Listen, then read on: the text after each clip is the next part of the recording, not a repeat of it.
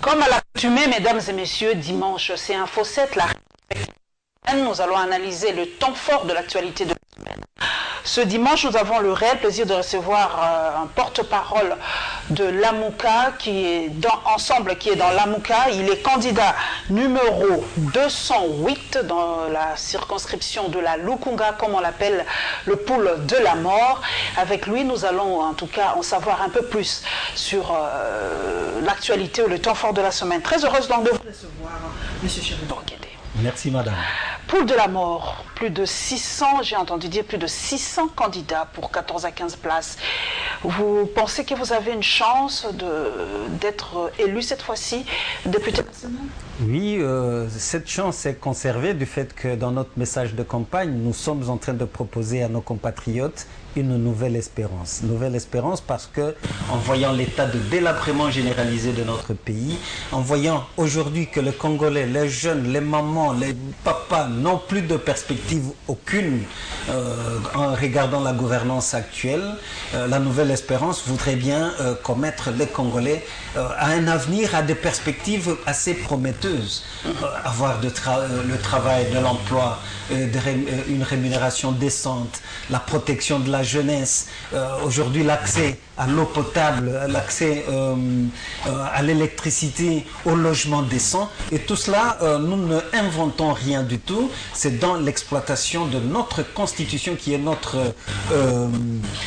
loi fondamentale que nous allons puiser de ressources pour créer de politiques publiques qui soient favorables au social du peuple congolais qui aujourd'hui est en train de vivre ce paradoxe d'appartenir à un pays scandaleusement riche, mais en étant aussi scandaleusement pauvre.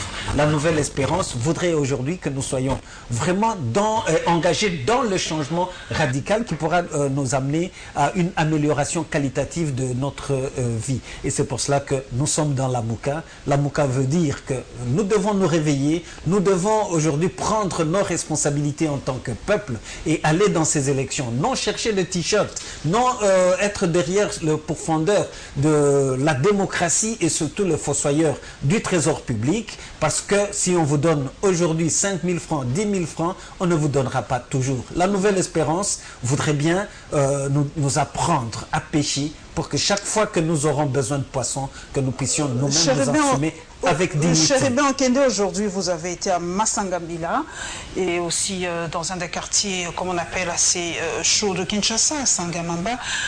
Quelle est l'atmosphère de cette campagne? Il y en a qui disent que c'est assez timide, c'est assez tiède, les gens ne se bousculent pas, les candidats ne se bousculent pas. D'ailleurs, nous avons difficile à avoir les candidats. Qu'est-ce qui se passe? Les gens n'ont pas confiance, ils ne pensent pas que les élections se tiendront réellement le 23 décembre, c'est dans 2 semaines. Hein, vous me permettrez d'abord, madame, de pouvoir saluer nos compatriotes qui ont eu cette amabilité de pouvoir nous recevoir et suivre notre message. Aujourd'hui, le peuple congolais est un peu fatigué de la démagogie, fatigué de sa souffrance, fatigué de sa misère. S'il croit, il est un peu timoré, c'est parce qu'il croit qu'on risque encore de lui voler sa démocratie, lui voler son vote avec cette fameuse machine à tricher. Voilà pourquoi le peuple congolais est assez dubitatif. Et il continue à nous exhorter de tout faire pour éviter que son vote lui soit arraché. Et il connaît très bien que bon, la CENI est en train de faire œuvre inutile quelque part pour cautionner la tricherie électorale. Il sait également que la machine à voter n'est pas autorisée par la loi. Il sait également que cette machine porte de fonctions qui pourront nous amener à la tricherie, le port USB, le Wi-Fi et j'en passe. Il y avait même un audit, le peuple connaît qu'il y avait même un audit, qui avait de Westminster, de Britannique, qui avait même élaboré une liste de recommandations qu'il fallait absolument adresser avant que la machine soit utilisé avec beaucoup plus de fiabilité, de crédibilité surtout. Donc voilà ce qui explique un peu cette attitude du peuple congolais qui ne veut plus du régime actuel, à moins qu'on puisse cautionner la tricherie électorale pour consacrer ceux qui ne seront pas élus par le peuple souverain. Nous allons en parler de long en large de cette machine parce que beaucoup de gens m'ont dit de vous poser cette question. Vous êtes d'ensemble de la Mouka. Il y a cette question par rapport à la machine, vous le savez. L'autre camp, le cash, a dit ils vont aller avec ou sans machine à voter. Le FCC, d'ailleurs, c'est connu, c'est avec la machine à voter, mais la position de la Mouka est encore ambiguë. Alors nous allons poser la question à un des porte-parole, donc la bouche autorisée de ces structures, et nous allons savoir un peu plus. Nous prenons le tout premier dossier, mesdames et messieurs, c'est la campagne électorale de nos candidats présidents de la République. On a remarqué qu'il n'y a que 3 candidats qui vont dans le Congo profond, 3 ou 4 en tout cas, qui vont dans le Congo profond. Il y a Félix Tshisekedi dit Fachi, il y a Martin Fayulu dit Mafa et Emmanuel Shadari dit RS.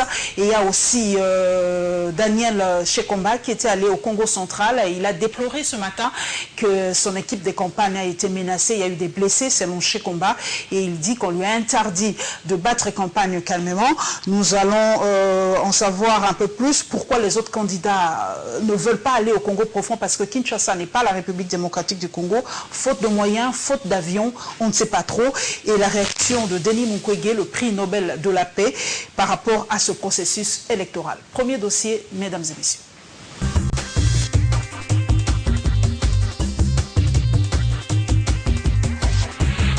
Ça bouge dans tous les sens. C'est déjà la campagne électorale. Chacun mobilise et sensibilise dans les provinces pour espérer gagner la présidentielle du 23 décembre. Le candidat du FCC, Emmanuel Ramazani Shadari, a tenu son meeting ce jeudi 6 décembre à Bwende, chef-lieu de la province de la Tchouapa, où il a promis de trouver dans l'urgence des solutions aux problèmes de cette population en poursuivant le programme de l'émergence de la RDC entamé par Joseph Kabila. De l'autre côté, le ticket Fativite est dans le sud Kivu. Un meeting a été programmé au stade Founou à Katoudou. Enfin, le candidat de la coalition Lamouka, Martin Fayulu, s'est adressé à la population de Butembo. Il a bénéficié d'un accueil chaleureux. Pour ce dernier, la machine à voter ne l'empêchera pas de poursuivre ses activités en rapport avec la campagne électorale.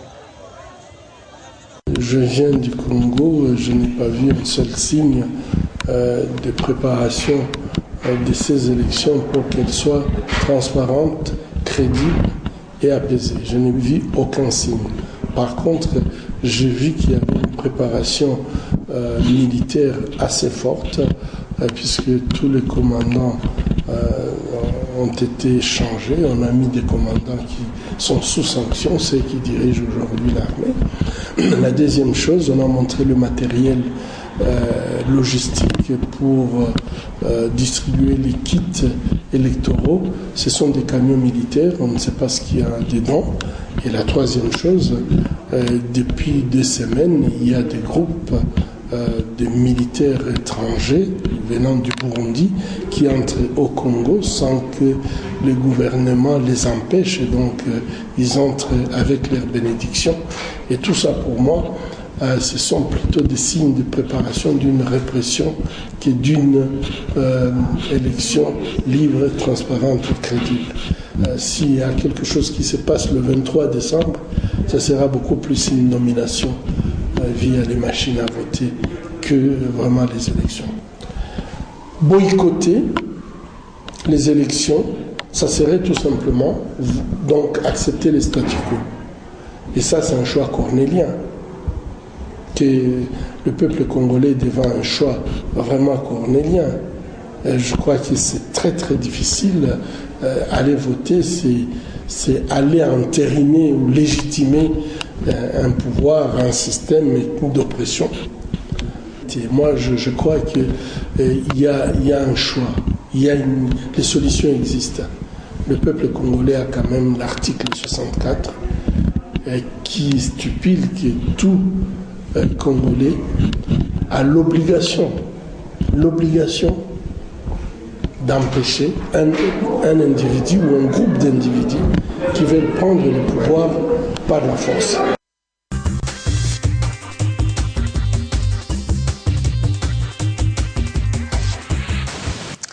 Chéribin Okende, choix cornélien, Denis Mukwege, le prix Nobel de la paix, la fierté nationale, comme moi je l'appelle, l'a dit tout à l'heure. C'est d'ailleurs la question que plusieurs internautes m'ont dit de vous poser, parce qu'aujourd'hui, nous avons vu, suivi sur le net, merci d'ailleurs à actualité.cd, 787.cd, et bien d'autres qui nous balancent les images, vraiment à la minute des centres, d'Astani Boujakera, tous ceux qui nous balancent les images à la minute et des centres des candidats. Comment ça va se passer? Parce que la Mouka dit, pas de machine à voter. D'ailleurs, un extrait de mon émission avec Martin Fayoulou a fait le buzz sur le net. Martin Fayoulou avait dit qu'il ne participerait pas aux élections avec la MAF. Mais aujourd'hui, il bat campagne. Nous voyons les foules, nous voyons les gens qui l'acclament, qui disent qu'ils veulent Fayoulou comme président de la République. Expliquez à cette population, à votre base, comment ils vont aller voter. Parce qu'il y en a qui disent que s'ils votent avec ces papiers, comme l'a demandé Martin Fayoulou, ça n'aura pas de, ça sera invalidé. Et puis, on ne sait pas qu'est-ce qui va se passer. Revenons un peu à la déclaration de la fierté nationale que Denis Mukwege. Il a dit, il n'y a pas de signe perceptible aujourd'hui que la CENI et le régime en place voudraient bien nous emmener à des élections transparentes, crédibles et véritablement démocratiques. Je conviens totalement avec le docteur Mukwege. Vous avez parlé de la tournée de candidats, de la campagne électorale, en l'occurrence, les candidats présidents de la République. Ce qu'il faut souligner, madame, aujourd'hui, Martin Fayoulou est en communion parfaite avec le peuple congolais, le peuple profond. Il a choisi d'abord l'Est pour colmater la cohésion nationale. Il a eu beaucoup de difficultés à atterrir. Je vais arriver, madame, pour démontrer que le Congo de véritable Lumumba, ne doit pas être un Congo balkanisé, un Congo balkanisé, un Congo qui discrimine les Congolais partout où ils sont.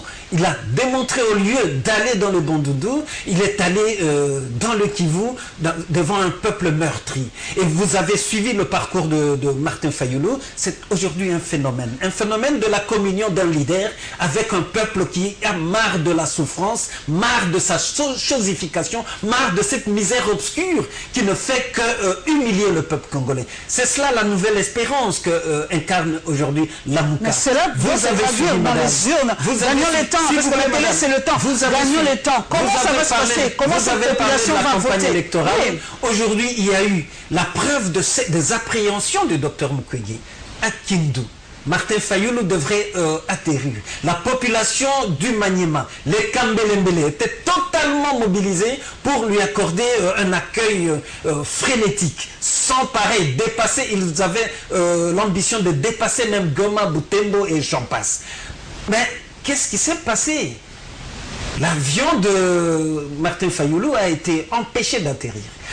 La population qui s'est déplacée, sans corruption, sans l'effet de l'argent puisé des escarcelles de l'État, s'est manifestement mobilisée pour aller accueillir Martin Fayoulou.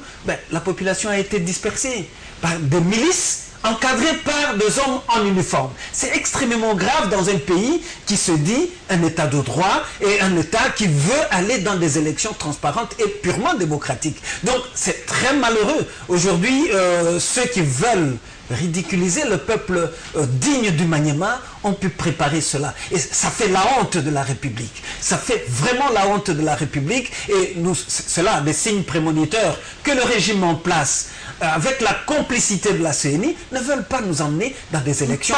Par rapport à la machine à voter. Que dites-vous à vos électeurs, même ceux de la Lukunga? Qu'est-ce qui va se passer? Dans l'entame de cette émission, quand vous avez parlé de la machine, vous avez même évoqué certains compatriotes qui se disent avec ou sans machine, ils vont aux élections. Alors, l'ambiguïté, c'est cela.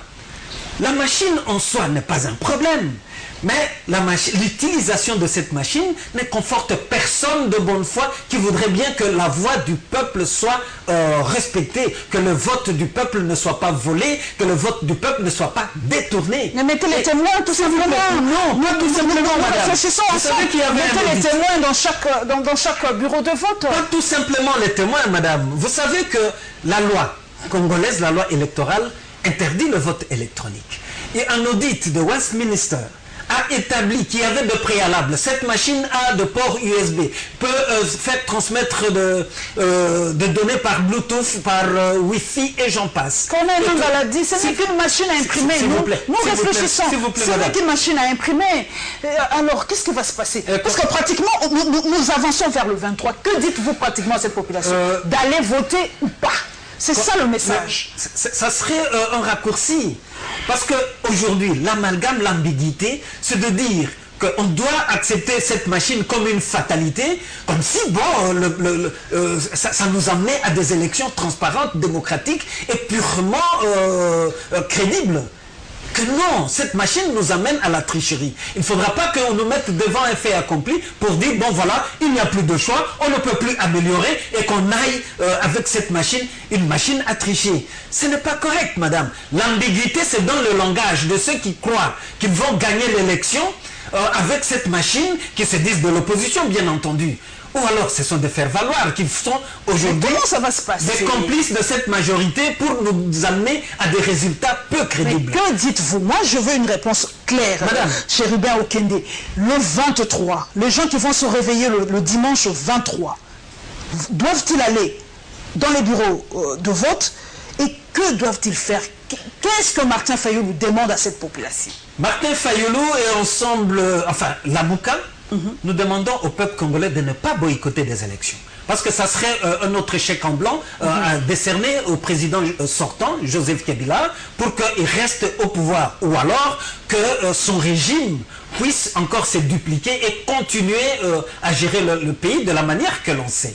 On ne boycotte pas des élections. Mais on retourne la question à ce même peuple. Puisque vous voulez le changement, mesdames et messieurs, chers compatriotes, voudriez-vous, souhaiteriez-vous que votre vote soit volé, soit triché avec cette machine? C'est ça la triste réalité. C'est au peuple congolais. Comment tourner ça? Et c'est là que Denis Mukwege, la fierté nationale, a encore répondu en rappelant l'article 64 de la Constitution. Donc, il faut que le peuple s'assume. C'est une question de responsabilité républicaine. Donc, le peuple doit rester là pendant tout le temps où se déroulent les élections, de 6 h par exemple jusqu'à 18 h, jusqu'à la fermeture de bureau. Le peuple doit être là, comme l'a dit Chekomba, doit comptabiliser les voix. Chaque peuple doit faire son PV, chaque peuple doit suivre exactement ce qui se passe. Chaque citoyen, madame. Les témoins, je ne sais pas. Dans vos idées si lumineuses, vous avez repéré une partie de la solution. Nous sommes en train de nous activer pour avoir des témoins partout et des témoins crédibles. Exactement. Deuxièmement, nous ne prouvons pas, ne cherchons pas la langue de bois. Nous voudrions bien que ce soit un bulletin papier. Mais c'est ça qui sortira de la machine à voter. S'il vous plaît, c'est ça qui sortira de la machine à voter. Vous savez l'enjeu de la supercherie avec cette machine, c'est notamment la transmission électronique de données. C'est ce que Corneille Nangaa a la fausse pudeur de ne pas dire aux Congolais. Si dans leur centre de transmission, on nous met le Bluetooth, on nous met le Wi-Fi, on nous met pour transmettre électroniquement les données, on viole la loi parce que...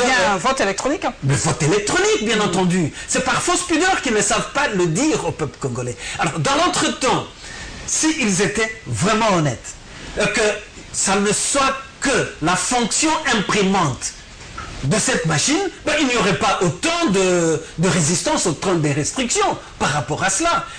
Donc, vous comprenez le danger de voler le résultat, de usurper le résultat, l'électorat du peuple demeure encore. Et nous ne pouvons pas, en toute responsabilité, utiliser des ambiguïtés comme les autres. Vous voulez gagner l'élection, vous croyez que vous êtes de l'opposition, vous allez gagner avec cette machine à tricher. Au début, nous savons bien que Kash aussi avait été buté à cette position. Nous allons aller aux élections sans la machine à voter. À un moment, Kash a évolué. Il a dit nous allons aller sans ou avec la machine à voter. Aujourd'hui, la Mouka ne peut-il pas aussi dire devant les évidences, parce que Corneille Nangaa l'a dit, qu'il neige, qu'il vente, qu'il pleuve, il ne changera pas, on aura les élections avec cette MAV. Est-ce que Martin Fayulu, ensemble, la Mouka ne peuvent pas dire à ces peuples-ci, allez-y, mais faites en sorte que l'on puisse pas vous voler ce voix, parce que nous allons faire cette élection avec cette MAV. Madame, qu'est-ce qu'on va parler des évidences? Voilà la véritable évidence dans les cas d'espèce. L'évidence, c'est que Nangaa est au service du FCC et voudrait tricher avec un processus ou dans un processus qui ne crédibilise personne. Madame, la confiance n'exclut pas le contrôle. Mais exactement, contrôlez alors. Contrôlez. Mais écoutez, quand tout est verrouillé, quand nous démontrons que cette machine est destinée à faire tricher, mais vous voulez que nous nous placions devant quelle autre évidence? Évidence de la fatalité? Nous vu qu'il n'y a pas autre choix à donner au peuple congolais que de voler son vote. Nous prenons... Soyons sérieux à ce moment-là. Il faut dire au peuple congolais qu'il y a un fort risque que votre électorat, votre vote soit volé avec cette machine. C'est cela la vérité. Si et seulement si nos compatriotes d'en face avaient l'assurance qu'ils pourront gagner cette élection, il n'y aurait pas eu cet acharnement. Ok, nous prenons le deuxième sujet, c'est le point de presse de la majorité présidentielle. Comme à chaque fois, hein, c'est devenu une habitude, chaque fois qu'il y a des enjeux de l'heure, l'AMP parle par la bouche de son porte-parole, André Alain Atundou, et la réaction de André Alain Atundou par rapport au bulletin de vote. Nous y sommes, nous y restons. Deuxième condensé, mesdames et messieurs.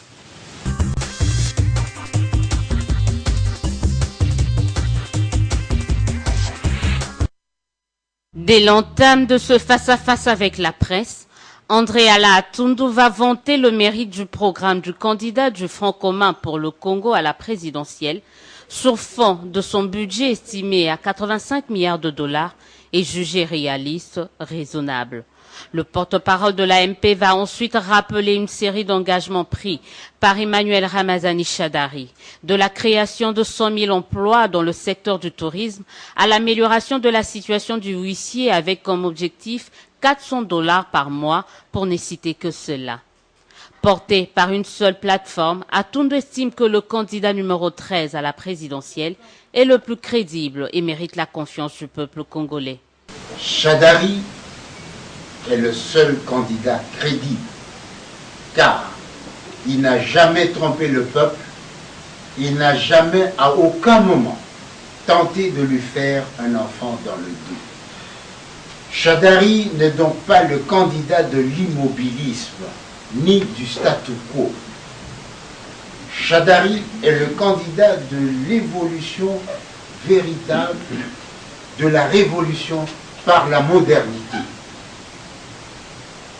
Peut-être faudrait-il chercher le candidat du statu quo et de l'arriération du peuple congolais parmi ceux qui se battent à New York, à Genève, à Nairobi, pour arrêter la marche en avant de notre démocratie. À en croire André Atundou, la population doit donner la victoire à Shadari le 23 décembre 2018, car, dit-il, avec l'appui de tous, il pourra alors œuvrer pour faire reculer les frontières de l'injustice, de l'égoïsme, de l'exploitation des pauvres par le mensonge et bâtir alors un Congo réellement plus beau qu'avant, non pas seulement sur le plan matériel, mais aussi moral et spirituel. La majorité présidentielle déplore qu'un candidat à la présidence de la République ait l'outrecuidance de recourir à une méthode cynique et particulièrement avilissante destinée à saboter les élections du 23 décembre 2018 en infantilisant les électeurs et les populations congolaises. En effet, comment espérer raisonnablement gagner une élection avec des bulletins nuls? C'est ce que nous demandent certains candidats à la présidence de la République. Même l'ignare béotien ne peut le suivre dans cette logique paradoxale. Appeler le peuple sans état d'âme à voter en dehors du mécanisme prévu par la CENI, institution légalement compétente en matière d'organisation de référendums et d'élections, est une prestidigitation politique destinée à cacher tant soit peu le désarroi de M.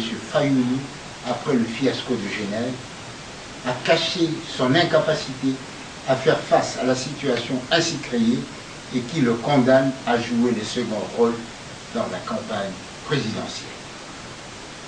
Demander aux Congolais, dans une posture à la fois folklorique et cynique, d'aller voter en déposant dans l'urne un bulletin de leur fabrication en lieu et place du bulletin imprimé par la machine, c'est se moquer des électeurs et bafouer la démocratie.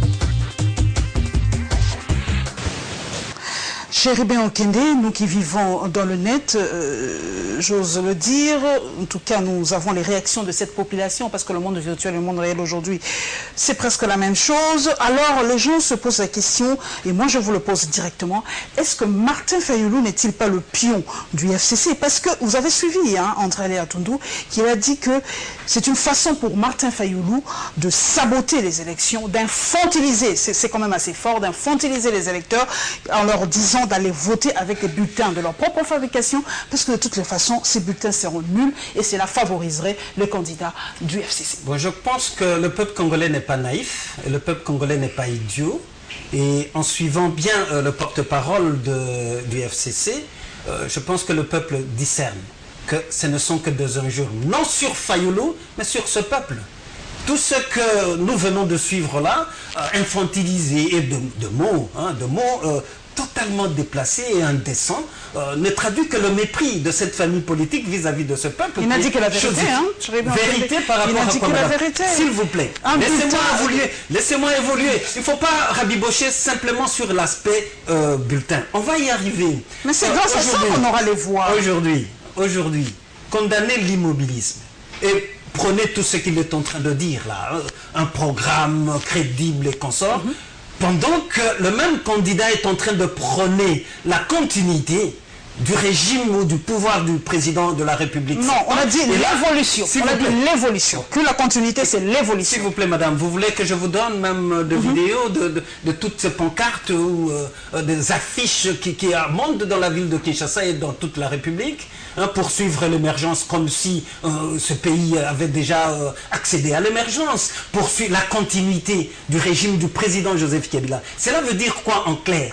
Le véritable immobilisme, c'est que si vous êtes aujourd'hui chômeur, avec la continuité que vous propose Emmanuel Chadari, vous continuerez de demeurer chômeur. Si vous êtes fonctionnaire de l'État, policier et enseignant, infirmier, vous avez des salaires de misère. Vous continuerez à jouir, à mijoter dans des salaires de misère. Si aujourd'hui on a promis la révolution de la modernité, les infrastructures, ainsi de suite, qui sont transformées aujourd'hui, je ne sais pas, une involution de la médiocrité, mais c'est là-dedans qu'on va se retrouver. Vous savez, il y a des personnes qui utilisent leur intelligence de manière négative. Et ce que vous avez trouvé là, c'est l'expression la plus éloquente de l'ambivalence. D'une position politique, on utilise de gros mots, mais sans rencontrer les désidératas du peuple congolais aujourd'hui. Et c'est pour cela que ce peuple, qui n'est pas dupe naïve, réclame qu'il y ait vraiment le changement. Et vous allez voir... Mais ce changement passerait par les élections. Moi, je suis pratique. Je vais en arriver, madame. Vous aussi, vous faites trop de tournures comme André Aléa Toundou. Qu'est-ce que vous allez dire pratiquement à cette population? Puisque vous êtes en pleine campagne, nous avons cette permission-là. Qu'est-ce que vous allez dire à cette population? Est-ce qu'ils vont amener leur propre papier? Moi, je veux être pratique. André Aléa Toundou l'a dit, c'est une façon pour Martin Fayulu de saboter les élections. Moi, je veux que vous me répondiez pratiquement. Est-ce que les électeurs ou les membres de la Mouka ou ceux qui sont sympathisants de la Mouka doivent amener leur propre papier? Ou ils doivent faire exactement le processus expliqué par Corneille Nangaa, mais être là à surveiller le processus du début à la fin. Guider cette population, parce que nous sommes là, nous sommes tous perdus, on ne sait plus très bien ce qui va se passer le 23 avec les gens de la Mouka. Il faut épargner le peuple congolais d'un jeu malicieux de mots. Il faut épargner ce peuple-là de ce jeu. Et ça n'élève pas la démocratie dans notre pays. Et il y a de ces gens-là qui sont en train de travailler pour torpiller la démocratie. Écoutez, on va aller aux élections avec un bulletin électoral. Imprimé par qui? S'il vous plaît. Imprimé par qui? S'il vous plaît, madame. Imprimé par qui? Vous savez qu'il est du devoir de cette CENI de pouvoir imprimer le bulletin de vote. Vous savez que dans le calendrier électoral, ce n'est pas la Mouka, ce n'est pas Chérubin Okende, il a été prévu un délai pour produire le bulletin de vote. Au lieu de nous poser à nous la question, il faut poser la question. Corneille Nangaa a déjà répondu à tout ça. Excusez-moi, madame. Excusez-moi. J'ai déjà répondu à la problématique de la machine. La machine en soi ne nous poserait pas de problème s'il n'y avait pas cet esprit de malice pour tricher avec cette machine-là. Soyons cohérents dans ce que nous faisons, ou alors nous nous moquons du peuple congolais. Comment voudrez-vous que nous acceptions que que cette machine nous amène à la tricherie et que nous nous retrouvions comme devant une fatalité pour dire « Ah non, on n'a plus de choix ». Mais alors, faisons comme les autres qui se comportent d'une manière indigne, ne respectant pas la parole donnée et les engagements pris. Et si Corneille Nangaa n'imprime pas ces bulletins de vote jusqu'au 23, alors, ce qui arrivera, vous allez appeler les gens à boycotter. Non, pas de boycott. Mais écoutez, il ne faut pas changer. Pas trop. Ayant le sens de la responsabilité qui nous amène à la redevabilité, ça sera la responsabilité de Corneille Nangaa. Ça sera la responsabilité de Corneille Nangaa. Ce n'est pas de Chérubin Okende ou de Martin Fayulu ou de Moïse Katumbi ou de Jean-Pierre Bemba qui disons au peuple congolais que non, l'objectif de la démocratie, c'est que le peuple se choisisse souverainement ses dirigeants et qu'on ne vole pas son... Mais les sympathisants de Cash ou les membres de Cash vont voter, les membres du FCC vont voter. Vous allez être perdant. Martin Fayulu va déjà perdant avec cette histoire. Vous citez des organisations que moi je ne veux pas citer. Moi j'assume, je suis journaliste. Pour rester politiquement correct. Et alors, qu'est-ce qui va se passer? Leurs militants doivent leur demander, leur poser la question pour quitter cette ambiguïté-là. Monsieur, vous croyez que vous serez président de la République avec cette machine où il y a de Bluetooth, il y a de Wi-Fi, il y a de ceci, ou alors vous voulez être de faire valoir pour crédibiliser un processus qui est déjà biaisé au départ? C'est ça la véritable question. Et le peuple congolais connaît qui trahit et qui a trahi et qui trahira demain. Numéro 208. Circonscription de la Lukunga. Moi, Paulette Kimuntu, j'ai envie de voter Chérubin Okende. Je fais quoi? Vous arrivez au bureau de vote. Dites-moi, je fais quoi? Vous réclamez le bulletin de vote. Chez qui? Mais enfin... Mais oui, moi, je ne peux pas voir... Nous ne sommes pas des anarchistes, madame. Vous êtes des anarchistes? Non, pas du tout. Chérubin Okende. Je veux voir Corneille Nangaa le 23 décembre pour demander mon bulletin de vote. Enfin, Corneille Nangaa, c'est un individu. Je vais voir qui? La CENI, c'est une institution. Que les gens se dirigent... Vous voyez là où les gens se comportent mal. Il y a des atavismes dictatoriaux où les gens veulent rentrer dans le élan de la dictature en s'identifiant à des institutions. C'est extrêmement dangereux. La CENI a comme mission de nous organiser des élections crédibles et transparentes. Voilà ce que nous réclamons. Et si les gens étaient honnêtes avec le peuple congolais, ils allaient se commettre à un processus à la loyale. Ils n'allaient pas continuer à se cramponner sur ce qui ne sécurise pas, sur ce qui n'inspire pas confiance. J'ai encore dit, et je le répète, madame, la confiance n'exclut pas le contrôle. Avez-vous aujourd'hui la capacité de contrôler le programme dans cette machine-là? Connaissez-vous la clé ou le programme pour la transmission électronique des données? Quand Corneille Nangaa vous dit qu'au lendemain déjà du vote, ou la veille... 2 jours après, à peu près le 25, 2 jours après, on aura déjà les estimations. Il aura les résultats. Les estimations. Il aura les résultats. Ok, madame?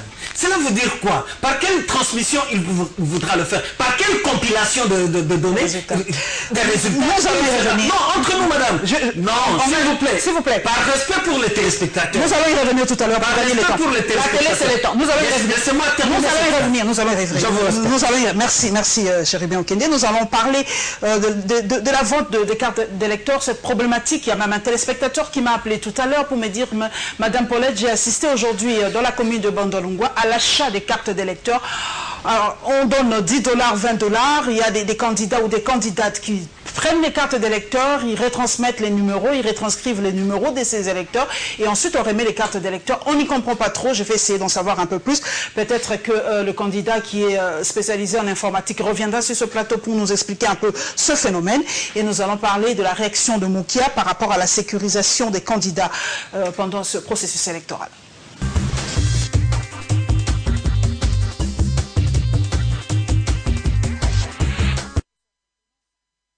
Nous allons dire à la population qui nous regarde ce soir de bien savoir que les cartes d'électeurs ne sont pas des marchandises à vendre. Que toute personne qui a l'intention d'acheter des cartes d'électeurs pour faire des promesses qui ne tiennent pas, des fallacieuses promesses, qui puisse savoir que le jour du vote, nous, la population ainsi que les candidats sérieux de cette élection, nous serons très vigilants avec nos témoins et nous allons voir qui d'entre eux qui achètent ces cartes-là, quelles pratiques ils vont utiliser pour introduire et les transformer en voix aux élections.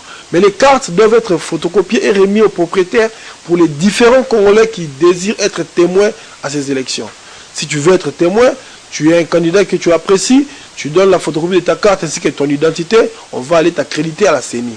Mais pour toutes les autres personnes, les candidats malheureux qui ont des problèmes de bilan et qui mettent l'argent en premier lieu pour venir déranger la campagne électorale, nous les mettons en garde, qu'ils puissent arrêter avec cette pratique-là, parce que le 23 décembre, nous serons très vigilants et nous verrons là où ils vont faire entrer leur fraude électorale. Et d'ailleurs, ils savent très bien que le peuple est debout, le peuple est réveillé, comme disons Lamouka. Ces cartes-là et ces votes de tricherie ne passeront pas. L'État a tout mis à notre disposition. Vous voulez seulement humilier l'État. Des fois, quand même, on condamne l'État pour condamner. Hein. Moi, je n'ai rien demandé, je ne me suis pas plaint. J'ai vu l'État m'a écrit, j'ai envoyé les gens, on nous a donné des policiers. J'ai vu l'État, les gens ont fait trop de bruit, on est venu me déposer la Jeep. Allons aux élections, gagnons les candidats de la majorité et remettons tout en marche. Tout ce que nous voulons, nous réclamons chez l'État, nous pouvons le faire nous-mêmes. Donc moi, je n'ai pas l'art de commencer à se plaindre. Je ne peux pas me plaindre, je n'ai rien à me plaindre. Si l'État ne donne même pas le Jeep, moi-même j'ai mes Jeep. Si l'État ne me donne pas la nourriture pour les policiers, moi-même, ma femme peut s'arranger pour les problèmes des policiers. Donc ça va se terminer là. Mais on va aux élections. Le problème, c'est le problème du 23 décembre. Parler des problèmes des policiers et autres, c'est distraire la population et se faire distraire de soi-même. Allons aux élections.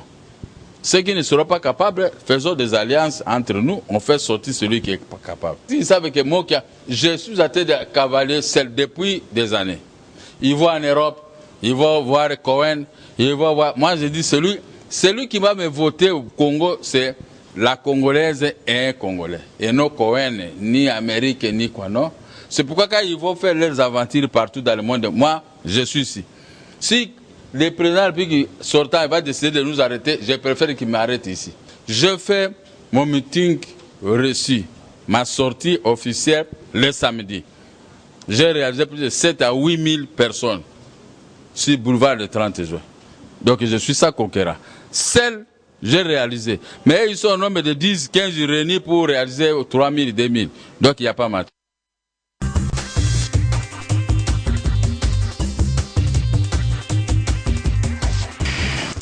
Chéribé Okende, vous avez suivi ce cadre de la Mouka. C'est quoi cette histoire d'achat des cartes d'électeurs?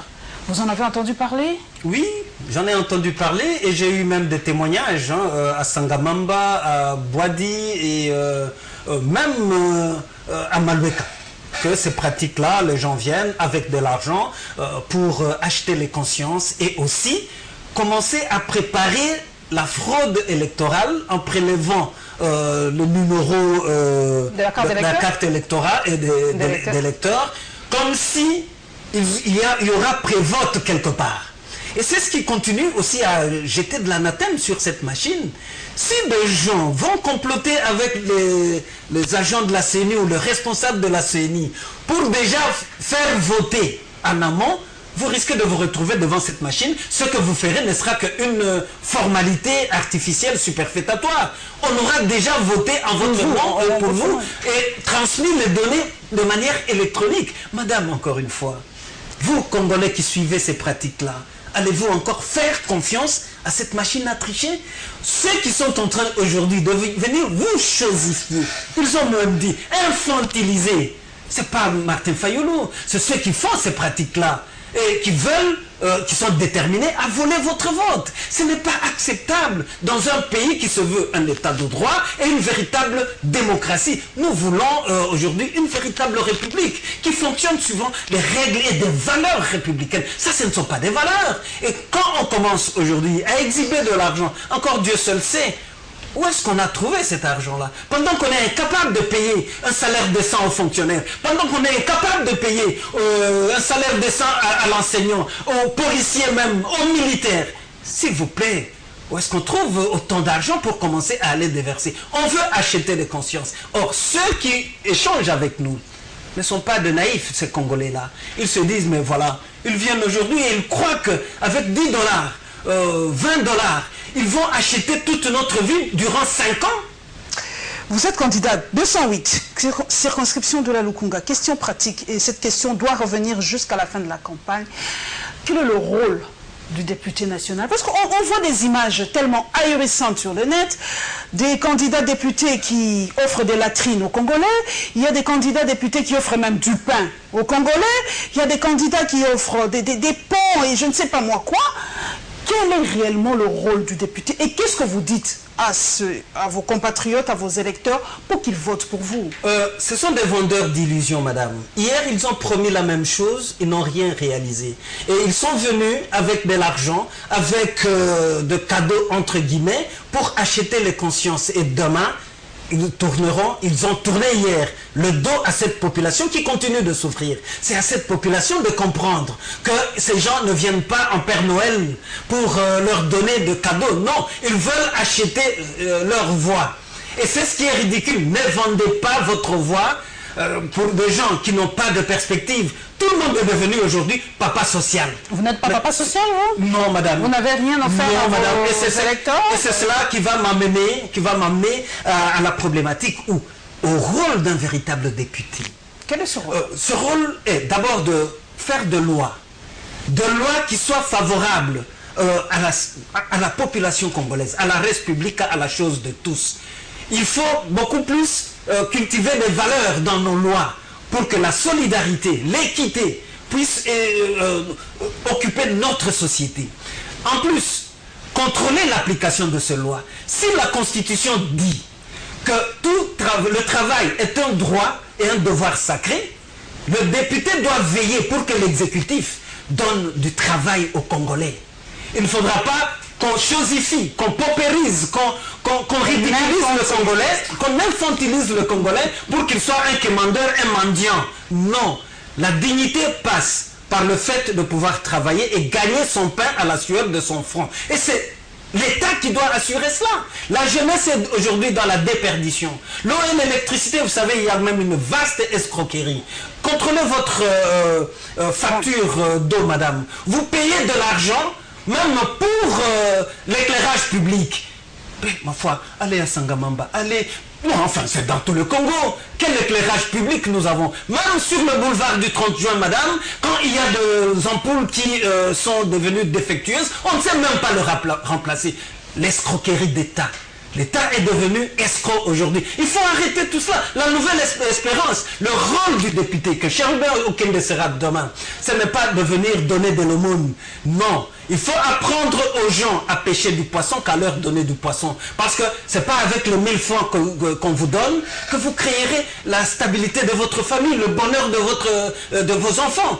Donc, il y a lieu aujourd'hui de faire le distinguo. Tous ces vendeurs d'illusions qui vous viennent avec des t-shirts, qui vous viennent avec des cadeaux, qui sont devenus de papas sociaux, tout ça, juste pour avoir votre voix. Si vous y succombez, demain ils vont vous abandonner comme ils vous ont abandonné hier.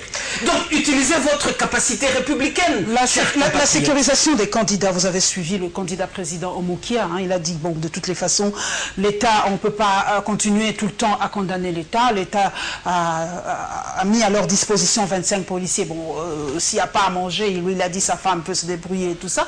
Mais ce qui s'est passé à l'Est, nous avons vu aujourd'hui comment Martin Fayulu a eu vraiment la tâche difficile pour atterrir à Kindu. Nous voyons aussi comment la campagne de Cage se passe et tout ça. Est-ce que pour vous, cette sécurisation des candidats est vraiment quelque chose de réel, de palpable aujourd'hui? Non, pas de palpable.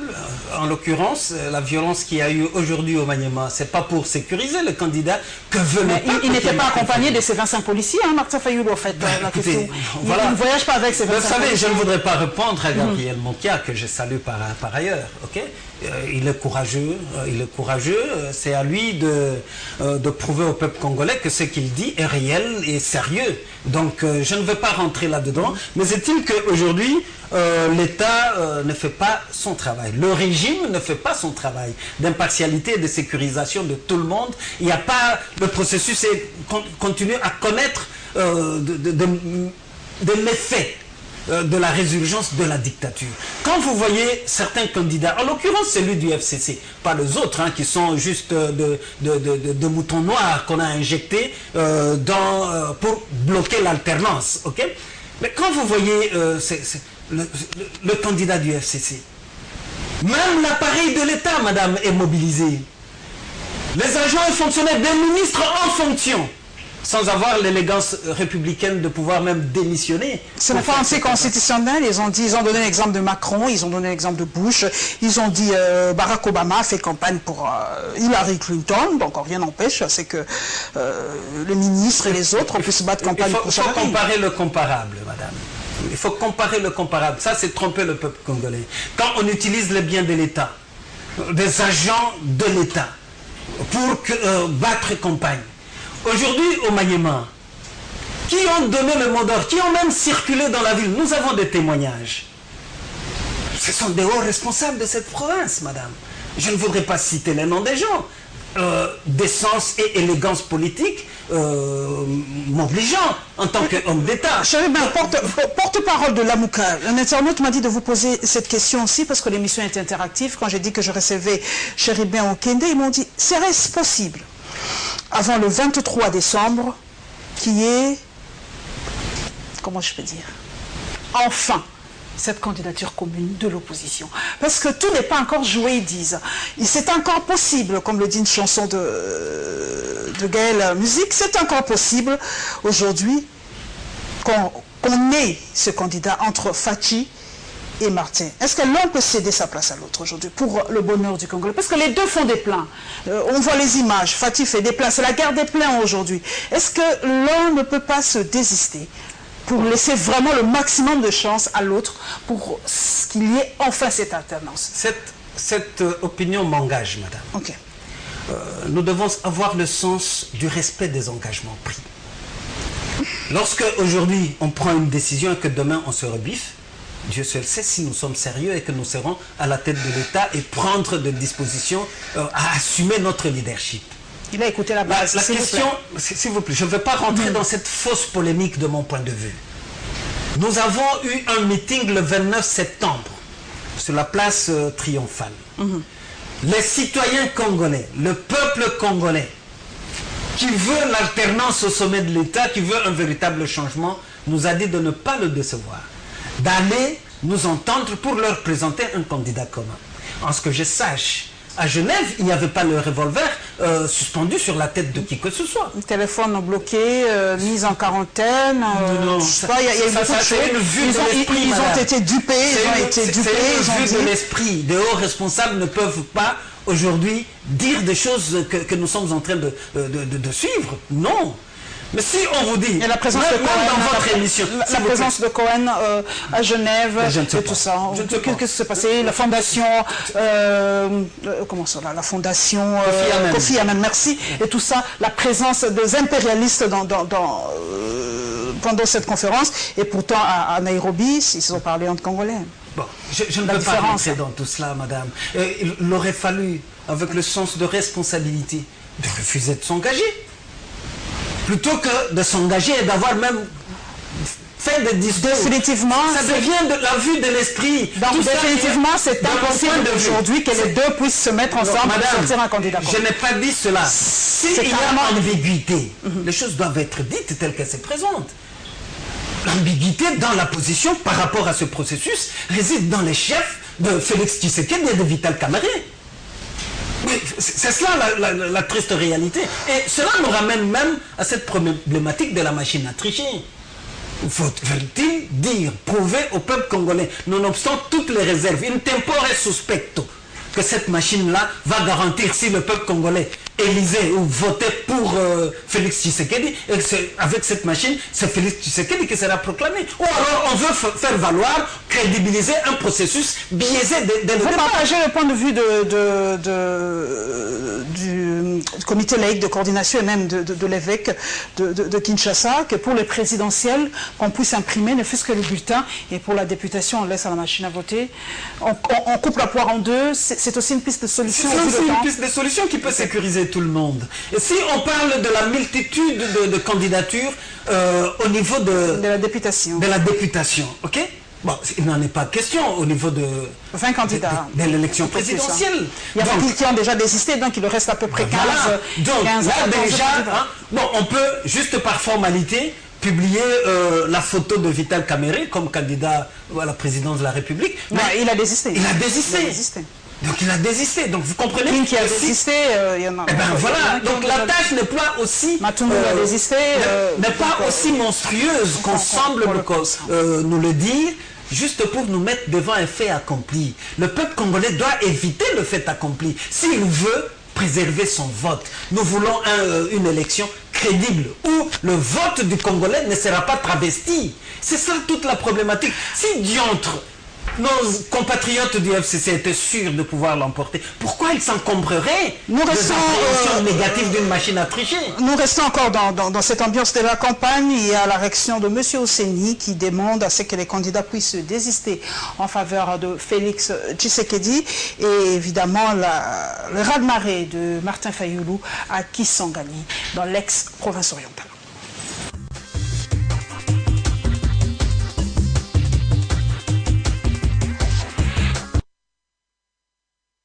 Maître Oseni Ahmed, candidat député national de la coalition Cash de Félix Tshisekedi et Vital Kamerhe, invite les candidats présidents Martin Fayoulou ainsi que d'autres candidats présidents de l'opposition de venir faire alliance avec la coalition Cap vers les changements pour soutenir la candidature de Félix Tshisekedi à la magistrature suprême. Objectif, battre les candidats du Front commun pour le Congo aux élections du 23 décembre prochain. Je constate tout simplement qu'il y a une petite contradiction dans ce chef. Pour nous, notre adversaire n'est pas l'honorable Fayoulou. Notre adversaire aujourd'hui, c'est le candidat du FCC.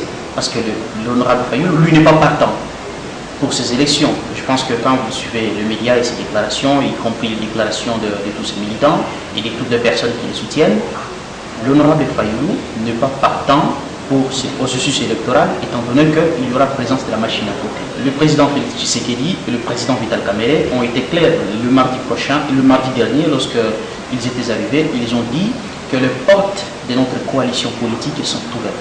Si d'autres compatriotes qui estiment que nous pouvons cheminer ensemble, on ne trouve pas d'inconvénient parce que nous puissions cheminer ensemble avec eux. Si l'honorable Fayoulou décide aujourd'hui de se désister en faveur de l'honorable Tshisekedi, on ne trouve pas d'inconvénient, il sera le bienvenu. Bon, nous avons dit que, comme je viens de le dire, que nos portes sont ouvertes. Nos portes sont ouvertes, nous sommes vers les élections, nous avons pris la résolution de nous engager, et s'il y a d'autres compatriotes qui veulent nous rejoindre, on ne trouve pas d'inconvénient. Rappelons que Maître Oseni Ahmed est candidat député national numéro 448 dans la circonscription de Moamba.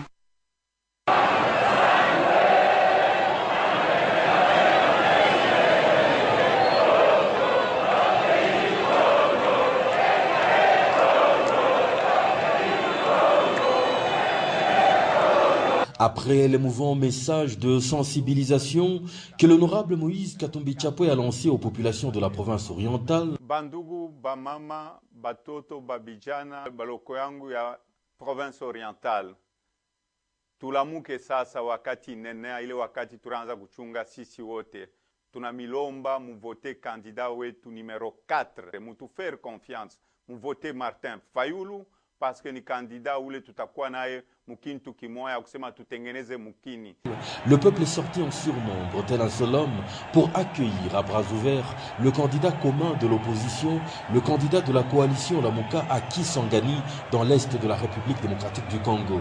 La force des mots seuls serait insuffisante pour décrire ce qui s'est passé ce samedi 8 décembre 2018 dans cette ville. Un phénomène jamais vécu auparavant de mémoire d'âme. Et déjà ici, le soutien du candidat du FCC devrait comprendre que cette joute électorale est perdue d'avance. Le peuple ayant insolemment plébiscité Martin Fayoulou pour porter le changement tant attendu, entonnant à tue-tête l'hymne national.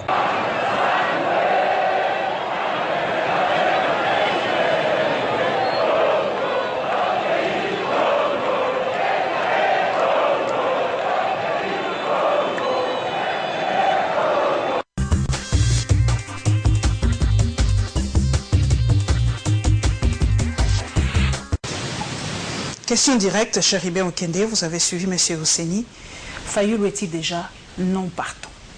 Ben, c'est une vue de l'esprit, je ne voudrais pas répondre... Rassurer cette population. Je voudrais pas répondre... Il a dit qu'il n'allait pas participer avec la MAV. Moi, je l'ai reçu. Hein. Il a dit qu'il n'allait pas participer avec la MAV. Hein. La MAV, on s'est apaisanti sur cette question. On peut y revenir, il n'y a pas de problème. Nous sommes en pleine campagne. Cette machine demeure problématique. Combien de fois je vais le répéter? 1000 fois. Cette machine, l'accepter, c'est vouloir tronquer le vote du peuple congolais. Si vous allez, madame, et je vous y invite, devant l'urne, vous votez pour Cherubin Okende pour la Lukunga, Martin Fayoulou pour la présidentielle.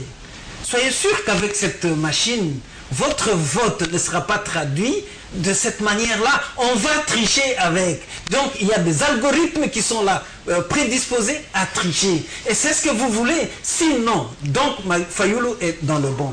Vous savez, pour revenir à Maître Osseni, que je connais par ailleurs, hein, ok? Nous sommes dans une maison, nous sommes à l'intérieur de la maison, le peuple nous a invités d'aller dans la maison là.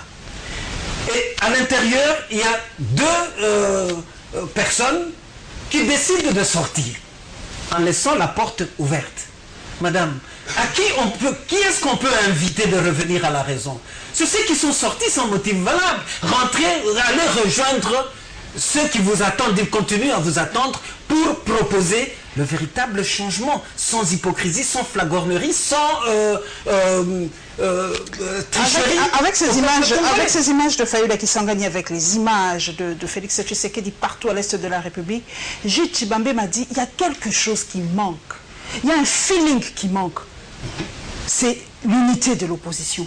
Est-ce que ce n'est pas possible? Est-ce que Félix Tshisekedi ou Martin Fayoulou ne peuvent pas mettre encore leur ego de côté? Qui s'est réuni, je ne sais pas, conférence ou atelier de Kinshasa, Mbanzangougou, je ne sais pas moi où, qui nous sortent enfin cette candidature unique. On s'en fout de celui qui a claqué la porte le premier ou celui qui doit rentrer le premier, cette fierté-là, pour qu'enfin il y ait cette alternance. Vous voyez vous-même les plans qu'ils font, les deux là. Est-ce que ces deux-là ne peuvent pas se retrouver tête à tête et que chacun plie devant l'autre? Est-ce que ça va les tuer, ça va les déstabiliser? Parce qu'aujourd'hui, vous voyez comment les gens s'insultent sur les nets aujourd'hui.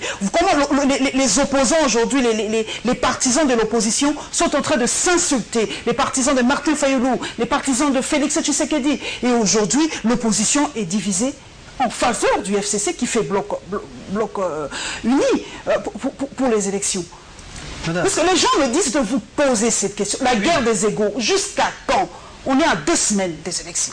Madame, d'abord, ceux qui s'insultent, c'est à vous de pouvoir les qualifier. Moi, je ne peux pas, même sur le net, insulter les gens. Ok? Je pense qu'il faut débattre, il faut échanger. De deux, nous risquons de succomber dans ce qu'on appelle le syndrome de Stockholm. La même personne qui vous fait souffrir, mais finalement, vous êtes obligé de commencer à l'encenser, croyant que c'est votre bienfaiteur, votre sauveur. Donc, ayons quand même de la lucidité. Aujourd'hui, ce n'est pas un problème de Martin Fayoulou. Martin Fayoulou, c'est qu'aujourd'hui, il porte, ce sont les aspirations de tous les autres de l'opposition à qui le peuple avait demandé de se mettre ensemble et de désigner un candidat commun.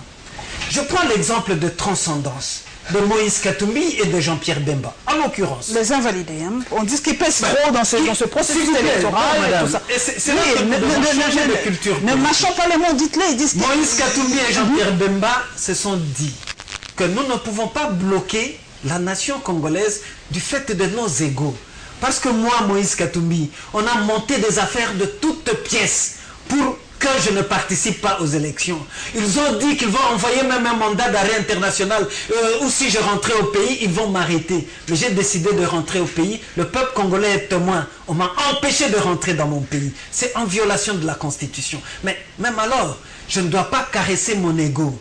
Moi, Katumbi, je ne suis pas si suffisant pour représenter tout le peuple congolais et le prendre en otage. J'accepte de m'effacer, mais pourvu que nous trouvions un modus vivendi, que nous choisissions un candidat commun qui va respecter tout ce que nous aurons arrêté pour le bonheur du peuple congolais et aller à une véritable alternance au sommet de l'État. C'est ce qui a été fait. Donc ce n'est pas un problème de Katumbi ou de Jean-Pierre Bemba, ni de Fayoulou. Alors, à ce moment-là, qui est-ce que vous appelleriez à la raison? Ceux qui ont claqué la porte? Ou ceux qui sont restés là-bas, bras ouverts, en train de les attendre? Non, ils sont en train de donner de l'eau au moulin. C'est cela la vérité au processus biaisé Made in FCC. Ils sont en train de vouloir favoriser le candidat du FCC, Emmanuel Shadari bin Kabila, parce qu'au fait, bin Kabila, c'est le successeur de Kabila. Bin Kabila, dans les swahiliphones, c'est lui qui est venu de Kabila. C'est la volonté du président Joseph Kabila qui a désigné ce dauphin-là. Ramazani Shadari bin Kabila, les deux compatriotes voudraient émietter, continuer à fissurer le peuple congolais pour donner de la chance à Emmanuel Shadari. Alors, qui est-ce qu'on peut reprocher? La non-cohésion de l'opposition. Mais c'est pas un Fayoulou entre nous, soyons sérieux. Ok, vous avez parlé de Shadari avec vos mots, mais aujourd'hui nous avons suivi dans la presse, le chef de l'État a reçu la presse internationale et il a suggéré, il a déjà mis la puce à l'oreille qu'il peut se représenter en 2023. J'ai avec moi un candidat, une élite de mon pays. Est-ce que la Constitution aujourd'hui interdit à Joseph Kabila de se représenter en 2023? Oui, parce qu'en fait la Constitution est claire. Vous avez présenté un mandat ou participé ou géré un mandat de 5 ans, une fois renouvelable, un point barre. Il ne faudra pas confondre avec la Constitution russe qui parle de 2 mandats successifs. Il n'y a pas d'adjectif successif dans la Constitution congolaise. Deuxièmement, mettre la puce à l'oreille de Congolais, c'est vrai.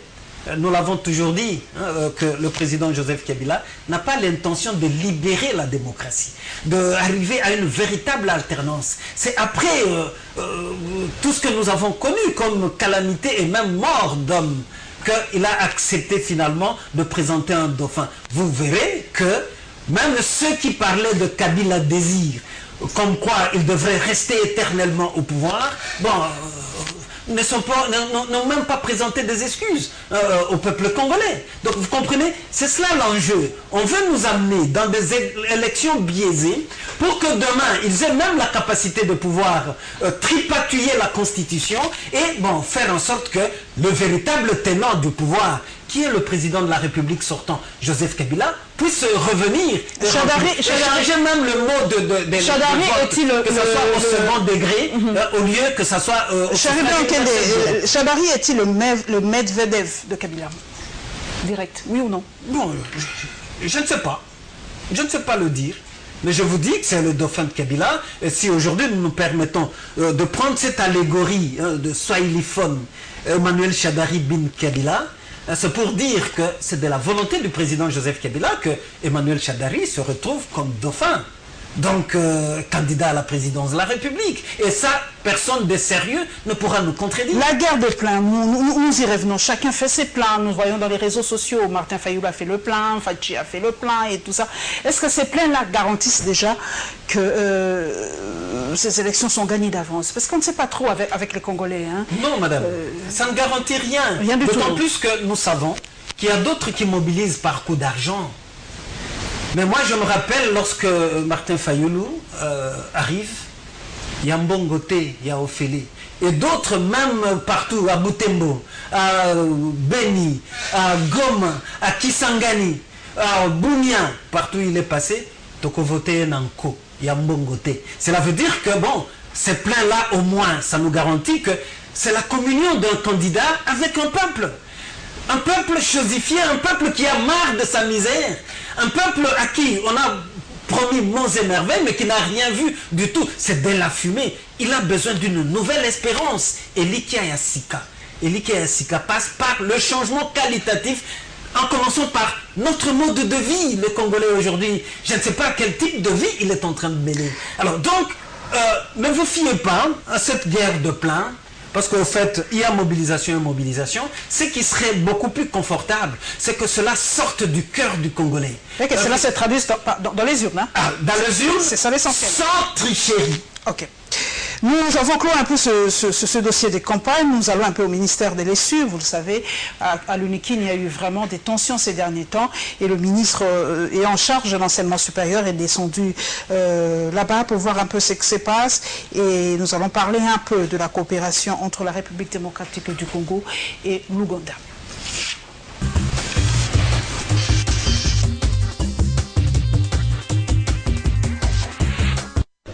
Entre Steve Mbika et les étudiants de l'UNIKIN, les relations sont au beau fixe. En vue de démentir l'intoxication orchestrée par des méchantes langues, prétendant que le ministre de l'ESU serait responsable des incidents malheureux survenus à l'université de Kinshasa. Les étudiants ont apporté un démenti sanglant en invitant le ministre sur les sites universitaires et lui ont réservé un accueil chaleureux ce samedi 1er décembre.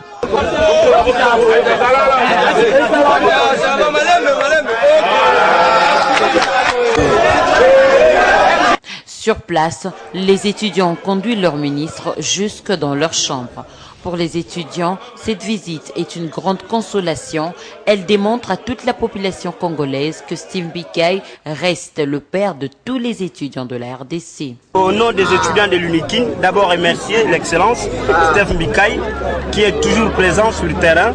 Après le décès de nos deux camarades, il est descendu pour apaiser les étudiants et puis demander à ce que les étudiants puissent continuer toujours dans cette activité, du fait que la grève vient d'être suspendue.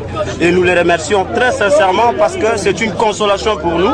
Évidemment, tout ce que l'opinion doit retenir, c'est que les étudiants de l'UNIKIN sont derrière leur ministre de l'enseignement supérieur avec tous les loyaux services qu'il est en train de rendre à la communauté estudiantine de l'UNIKIN. Pour sa part, le patron de l'ESU promet de poursuivre sans relâche le dialogue permanent avec toutes les parties prenantes de son ministère, en particulier les étudiants. Tout ce qu'on raconte à la cité, c'est faux. Vous l'avez remarqué. Moi et les étudiants de l'UNIKIN et du Congo, nous sommes toujours un. Et on sera un. Chaque fois qu'ils ont des problèmes, je vais descendre. Pour ces étudiants, cette descente du ministre de l'ESU sur invitation d'eux-mêmes est une réponse à toute spéculation concernant une mésentente entre les étudiants de l'université de Kinshasa et le ministre de l'enseignement supérieur et universitaire. Pour l'Ouganda, 5 de ces districts proches des épicentres côté congolais sont à haut risque d'être touchés par Ebola. Face à cette situation, l'Ouganda et la République démocratique du Congo ont renforcé leur coopération en matière de lutte contre l'épidémie à virus Ebola qui continue à se propager à Beni et dans ses environs avec plus de 450 à ce jour, dont 268 décès.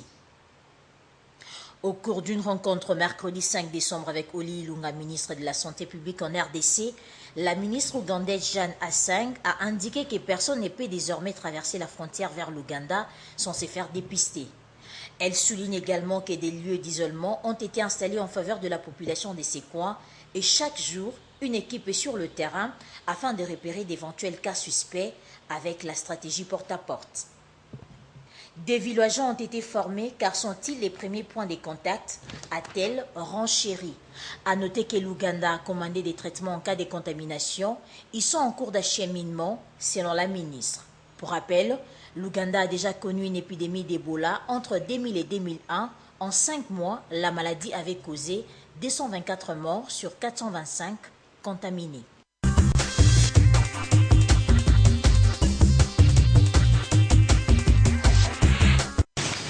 Chéribé Nkédé, vous avez suivi la descente du ministre de l'ESU à l'UNIKIN. Il ne forme qu'un. Donc le courant passe bien, tout ce qui s'est dit autour de cette mésentente entre le numéro 1 de l'ESU et les étudiants de l'UNIKIN, c'est simplement des rumeurs, c'est tout simplement des rumeurs. Mais nous revenons à ce qui s'est passé à l'UNIKIN, la politisation des universités et le fait de réprimer les étudiants quand il s'agit des marches. Vous êtes candidat à la députation, vous soutenez Martin Fayoulou. Dans votre programme, qu'est-ce que vous pensez par rapport à l'éducation, par rapport à la militarisation des sites universitaires? Vous en dites quoi en fait? Bon, revenons d'abord sur les incidents qu'il y a eu à l'UNIKIN. Deux morts. Ce qui est déplorable, c'est qu'on ne peut pas ressusciter ces jeunes gens qui représentaient tout ou de perspectives d'avenir pour toute leur famille. Donc vous comprenez, c'est très désolant. Et j'aurais bien voulu que le ministre Steve Mbikai se batte pour qu'il y ait réellement le respect des droits des étudiants.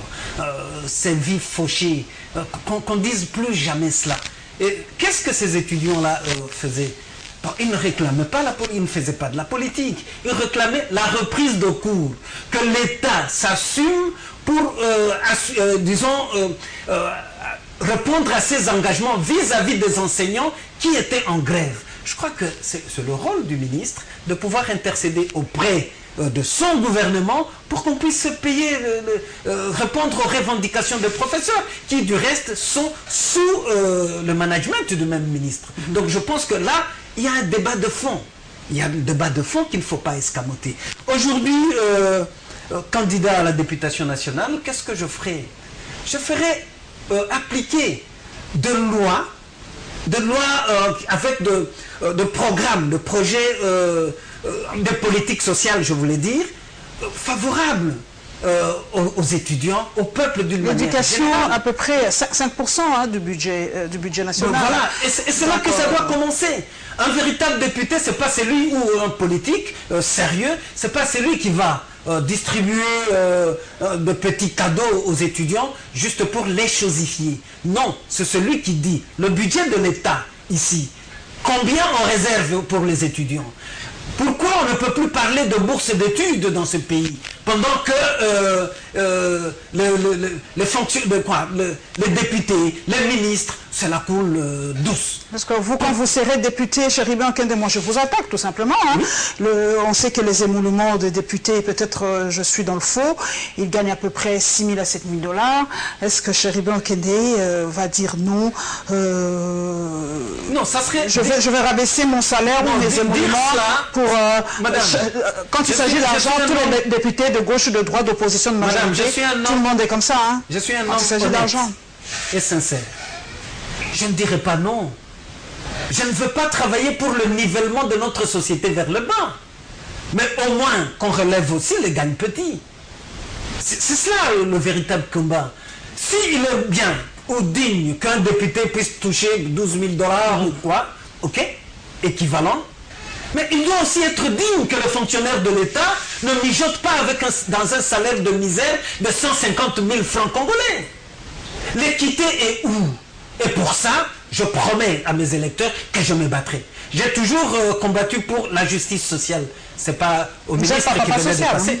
Non, je ne suis pas papa social. C'est pas le ministre de l'ESU qui vient de passer qui me contredira pour cela. Nous avons un passé commun dans la lutte pour la justice sociale. Voilà pourquoi, étant sur cette page-là, je voudrais bien inviter Steve Mbikai à s'investir davantage dans la restauration de la dignité et du professeur d'université et de l'étudiant. De l'étudiant congolais. Ne pas aller au home des étudiants avec des cadeaux, tout ça. Bon, je ne dis pas que Steve a fait ça. Non. Mais ceux qui...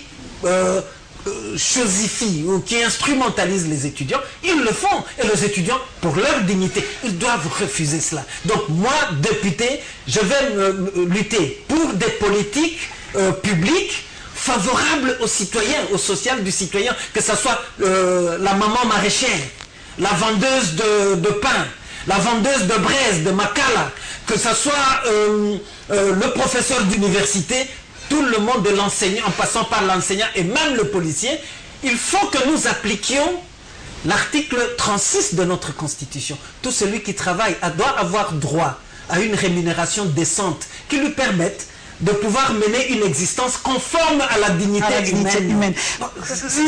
Nous allons terminer par l'Ebola. À l'Est, votre candidat président de la République bat campagne aussi dans cette partie de la République où l'Ebola bat son plein. Moi, je reviens toujours parce que mes internautes me suivent pas à pas. Ils me disent de vous poser cette question, Chérubin Okende. Est-ce que l'Ebola existe réellement? Est-ce que ce n'est pas quelque chose qui va détourner un peu aussi cette campagne? Est-ce qu'il y aura-t-il des élections dans l'Est de la République? Les gens s'interrogent par rapport à cette maladie.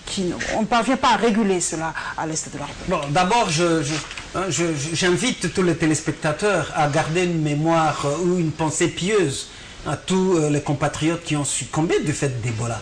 Ce n'est pas une affabulation, cette maladie existe. Le corps de santé, 44, en tout cas, personnes, les aides-soignants, 44 sont décédés d'Ebola. Voilà. Mais le véritable problème, madame, c'est la capacité de l'État congolais à faire face à des calamités pareilles. Quelle est la réplique, la riposte qu'on réserve à cela? Est-ce que c'est difficile de pouvoir maîtriser? Non. Avec des zones de conflit, des zones de... Nous avons des médecins... C'est compliqué. Hein? Nous avons des médecins très compétents qui peuvent nous maîtriser cette affaire-là. Mais qu'est-ce que l'État met à leur disposition pour pouvoir maîtriser de pandémies pareilles? Un autre grand paramètre que vous oubliez, ce sont les zones des conflits, Chérubin Okende, c'est l'Est de la République, Béni et tout ça. Il y a des poches d'insécurité, donc c'est pas facile. Hein. Pour cela vous avez suivi, même l'Ouganda a dit qu'il faut que chaque Congolais qui traverse la frontière doit se faire des Par rapport à l'insécurité, c'est là qu'il y a la cohérence de notre vision, de notre démarche dans l'Amouka. La priorité de priorité, c'est de restaurer l'état de droit et la sécurité dans notre pays. C'est possible de pouvoir le faire. À l'Est, là-bas, nos frontières sont devenues poreuses.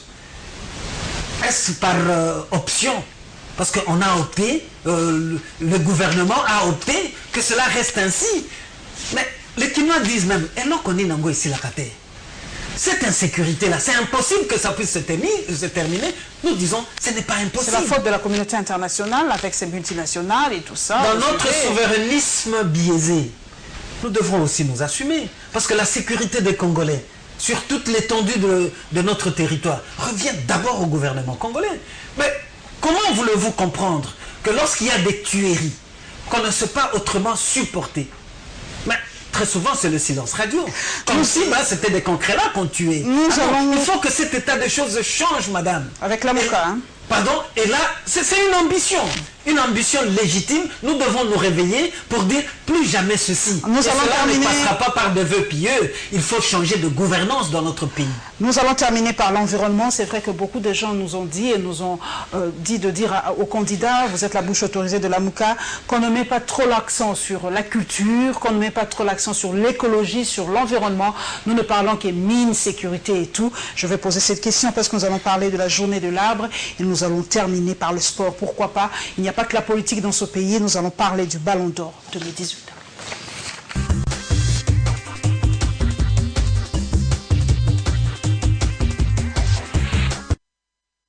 C'est une journée de sensibilisation pour permettre à ce que nous puissions protéger l'arbre. Donc nous puissions protéger l'arbre par rapport à ses multiples intérêts. Alors, et comme la République démocratique du Congo est le deuxième poumon mondial donc dans le massif de l'Afrique, le massif forestier de l'Afrique, nous avons tout intérêt aussi de pouvoir réfléchir et sensibiliser le monde entier et les Congolais par rapport à la protection de l'arbre. Il faut qu'il y ait l'aménagement face à cette catastrophe des espaces verts. L'arbre a plusieurs importances, il y en a beaucoup, mais qu'à cela nous tienne, principalement l'arbre nous procure de l'oxygène, puisque l'arbre absorbe le CO2 et nous procure l'oxygène. Il y a aussi l'arbre nous sert à protéger le sol contre les pluies. L'arbre est brise-vent, donc il nous protège aussi à la vitesse extraordinaire des vents, donc ça essaie un peu d'atténuer aussi la pluie.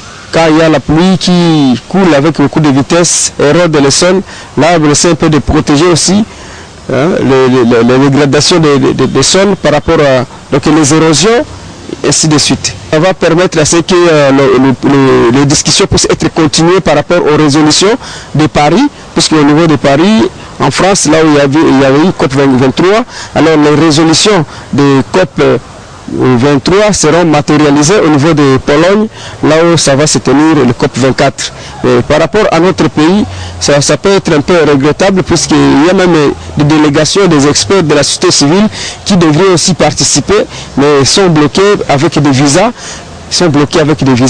Et je pense que la République démocratique du Congo est vraiment, c'est pas moi, saboté quoi. La révolution s'appelle Luka Modric. Après une série de détentions du titre de meilleur joueur entre le Portugais Cristiano Ronaldo et l'Argentin Lionel Messi, considérés comme deux principaux rivaux du football au niveau mondial, c'est le Croate Luka Modric qui s'est vu attribuer le Ballon d'Or saison 2018. Favori du scrutin, le Madrilène a dévancé Cristiano Ronaldo, Antoine Griezmann, Kylian Mbappé et Lionel Messi. Luka Modric, vainqueur de la Ligue des Champions avec le Real Madrid et grand artisan du superbe parcours de la Croatie au Mondial 2018, a soulevé la prestigieuse récompense ce lundi 3 décembre au cours d'une cérémonie qui a également vu le Français Kylian Mbappé décrocher le trophée du meilleur joueur de moins de 21 ans. Et la Suédoise Anna Egerberg a pour sa part remporté le Ballon d'Or féminin. Le vote a été effectué par un jury de 192 journalistes internationaux. Avec un total de 753 points, Luka Modric compte près de 300 points d'avance sur son dauphin Cristiano Ronaldo qui a eu à son tour 476 points. Comme en 2016, le buteur de l'Atlético de Madrid, Antoine Griezmann, complète le podium avec 414 points, juste devant son coéquipier chez les Bleus, l'attaquant Kylian Mbappé avec 447 points. L'Argentin Lionel Messi caracole à la 5e place avec 280 points.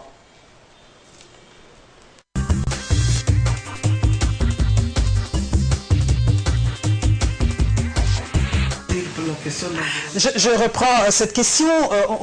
On a dit, on vous reproche souvent aussi, vous les députés, et même les candidats présidents, parce que c'est eux qui donnent vraiment leur projet de société. Vous négligez l'environnement, l'écologie, la culture. C'est vraiment 0-0 en République démocratique du Congo. Ben, ceux qui ont cette opinion-là ont raison, parce qu'en fait, l'environnement, l'assainissement au Congo est négligé. Prenons l'exemple de la Lukungam, ma circonscription, madame. Il y a un arrêt qu'on appelait à Delvaux, à Binzalaba, sur la route Matadi, arrêt maternité. Arrêt Foulou maintenant, c'est arrêt Foulou. Solo. Ah, c'est Solo. C'est pas Foulou. Foulou, c'est Mangafoula. C'est-à-dire mauvaise odeur. Et si vous y passez, franchement, madame, vous allez voir à quel niveau nous sommes exposés. Et pourtant, il y a des gens qui sont du gouvernement, qui y passent aussi, qui doivent apporter la solution. Il y a des députés qui ont été élus dans la Lukunga, qui n'ont jamais rien fait par rapport à cela. Mais tout le monde est devenu papa social aujourd'hui pour tromper le peuple et l'abandonner toujours dans cette misère-là. C'est inacceptable. Vous voyez des têtes d'érosion à Lukunga, aller à Sangamamba, aller à Malueka, aller dans la commune de Ngaliema d'une manière générale. Des têtes d'érosion menacent et tuent presque continuellement. Aucune disposition n'est prise. Et pourtant, et l'assainissement. Donc, donner au peuple un environnement sain. C'est la Constitution. On a parlé dans ce projet de société. Mais bien entendu, madame. Surtout avec le changement climatique. Qu'est-ce que le Congo, quel rôle le Congo doit réellement jouer? Parce que nous sommes quand même le poumon du monde. Quel rôle? Le COP, combien là? Je ne sais pas, 25 ou 26. Est-ce que nous sommes là? On n'y est même pas. Il y a pas de. Est-ce que le Congo impose son leadership par rapport à cela? Pendant que la protection de l'humanité est aussi à notre portée. Nous n'avons aucun leadership par rapport à cela. Notre ambition, c'est de pouvoir faire valoir tous ces atouts que le bon Dieu nous a donnés pour être utile au monde, pour être utile à l'humanité et aussi améliorer la condition de vie du Congolais. C'est possible de pouvoir le faire. Là, Chérubin Okende n'est pas en train d'utiliser la langue de bois. J'ai les capacités. Aujourd'hui, si mes électeurs me donnent la confiance, en tout cas, je me battrai pour qu'il n'y ait plus cette insalubrité. Vous allez faire passer de projet de loi par rapport à l'environnement? La loi, la Constitution déjà protège l'environnement. Okay. C'est l'application de cette loi-là. Moi, député, je saurais interpeller et faire suivre de sanctions pour si vous avez aussi la majorité, hein, parce que la loi de la majorité à l'Assemblée nationale, ça compte. La différence avec Jérémy Okende, j'aurais appliqué le principe de la redevabilité. Ceux qui bloqueront, je rentrerai auprès de mes électeurs, leur rendre compte pour dire, voilà des gens qui sont en train de bloquer, qui sont aujourd'hui non meurtriers. Comment voudriez-vous comprendre des gens qui ne nous enlèvent pas les immondices? Aujourd'hui, ils ont le tout fait de représenter devant le peuple congolais pour dire votez pour nous. Vraiment une poussière de seconde. Modric, votre réaction cette année, c'était ni Messi ni Ronaldo. En poussière de seconde, votre réaction? Eh ben, il le mérite. Chapeau bas, oui, il le mérite. Mais puis, c'est question aussi d'alternance. Il n'y a pas de glissement dans cette cas d'espèce. On doit avoir honte de glisser toujours et partout. Voilà, merci en tout cas à vous, chers téléspectateurs, chers followers dans les réseaux sociaux. Merci d'avoir suivi cette émission. Merci à Chéribin Okende, porte-parole dans le collège de Lamuka. Et ensemble, en même temps, candidat 208, retenez le numéro, à la Lukunga, circonscription de la Lukunga. Il nous a donné son point de vue par rapport à la MAV. Hein. C'est là où se tient vraiment le clé du problème, le nœud du problème, c'est la MAV. Nous nous retrouverons, mesdames et messieurs, avec le même plaisir le dimanche prochain. Merci à toute l'équipe technique, à Jichibambe à la prise de vue, à Freddy Kipimon, la régie finale, et à Papi Mondeke. Nous nous retrouverons le dimanche, toujours pendant la campagne, je crois, avec un autre candidat. Inch'Allah.